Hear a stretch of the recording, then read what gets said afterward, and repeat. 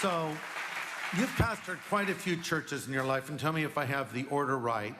Prescott, Arizona, Tucson, Arizona, Corona, California, Huntington Beach, California, Costa Mesa, Los Serranos, now Chino Hills, then back to Corona, and finally Costa Mesa. That is correct. Okay. Now, when you were pastoring in Prescott, Arizona, you almost destroyed the church. Maybe we should explain. It involved a boulder. What happened? I remember that. Here, look at this picture, Chuck. Here you are with the boulder years later. So what happened? Now that boulder pile was, when I went there, was actually so tall you couldn't see the church. Right. And so I decided, coming up the street, you couldn't see the church, so I decided, well, I would move these boulders. So I got a big pry bar and some hydraulic jacks, and I started rolling the boulders on down and to reduce the pile.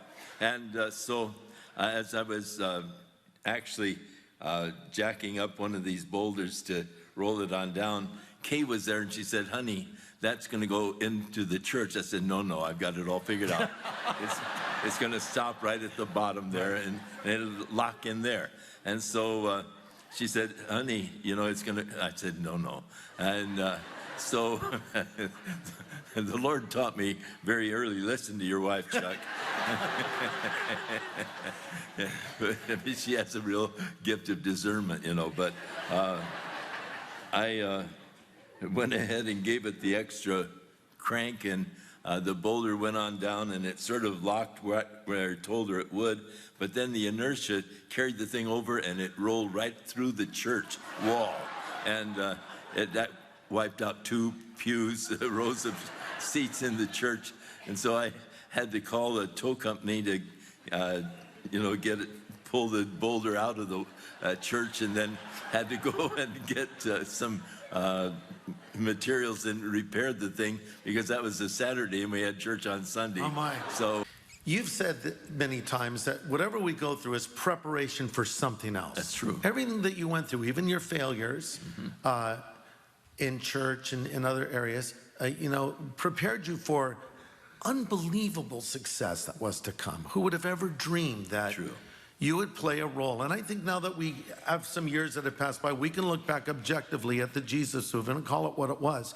It was a genuine, full-blown revival. That's very true. And I think most historians pretty much agree with this. What was happening, maybe at least I didn't know what it was. You probably had a much better perspective, but God used you in a revival. But I want to talk a little bit about what happened at Calvary Chapel.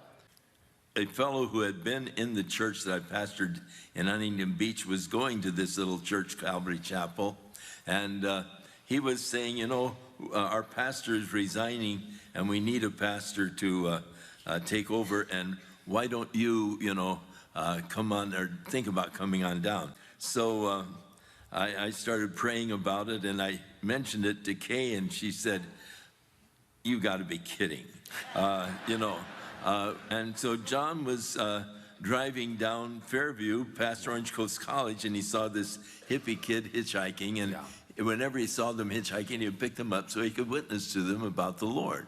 And so he picked up this kid and started to witness to him, and he said, where are you going? He said, I'm not going anywhere. He said, I just hitchhike so I can witness to whoever picks me up. And that was Lonnie Frisbee. That was Lonnie Frisbee. Yeah.